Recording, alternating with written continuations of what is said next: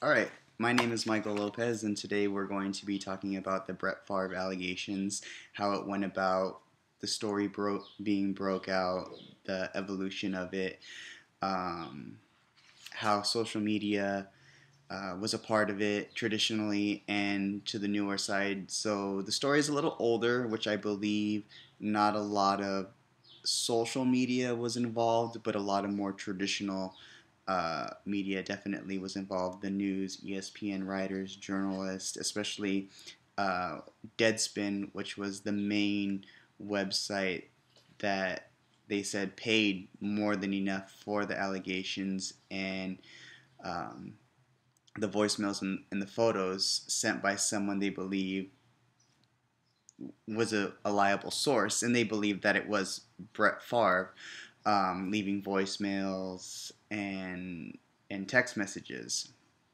You know, one of them said, "Send me a text. Love to see you tonight." On one voicemail, and after going and researching, hearing that and hearing his voice in other announcements or recordings, you it's hard to judge. It's hard to say because what she's saying, and then she does an interview and he does an interview, but he doesn't say much, and then not until the end where he admits it, but not admits the pictures that he sent of himself.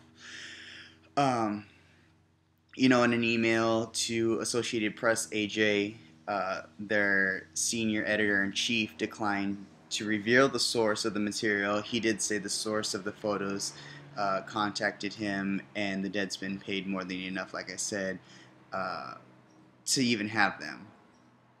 Deadspin was the first to announce these allegations, which I think is a little weird as well. Um, I wasn't familiar with Deadspin at the time. Um, so to me, I felt like it was a smaller website other than hearing something through Facebook or Twitter. But even then, in 2008, Twitter was still breaking out. Facebook has been around for a while. And obviously, you can tell that they were still using MySpace because she was getting MySpace messages. Um, and in the other allegations, he pursued two other Jets massage therapists. One of them giving him her number, and whatever came of it, we don't know. Um, and his wife Deanna doing an interview with Good Morning America of his past faults of the abuse and her going through cancer. So there was definitely a lot of traditional news and journal writing, a lot of different websites, not so much a Twitter, Facebook. You turn on the TV and you can watch it on Sports Center, or any of the sports related news. Um,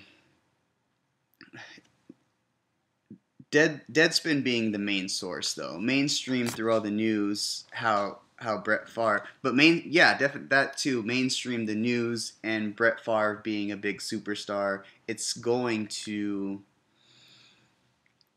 have that outcome of the mainstream news market and the main websites to use it. Um, like I said, during this period of time, the social media aspect is definitely still booming, and people are still trying to figure out how to use it. You still have companies that are saying back then in 2010, this is the year for social media, Twitter, um, Facebook, and YouTube, things like that. How they were still trying to figure out how strong it actually is. Um, Especially with everything else now. At the same time, they were still dealing with Ben from Pittsburgh, um, Michael Vick, and his allegations. Once it got to that area, social media already had a big part in it. Michael Vick was using Twitter, he was using Facebook, he was using um, Netflix to promote his movie of. I don't know if you guys have ever seen it, the Michael Vick episodes, which I watched. So that's basically it. Um, and that's how I became with my information and how I see it. Um, and I hope you enjoyed it. Thank you.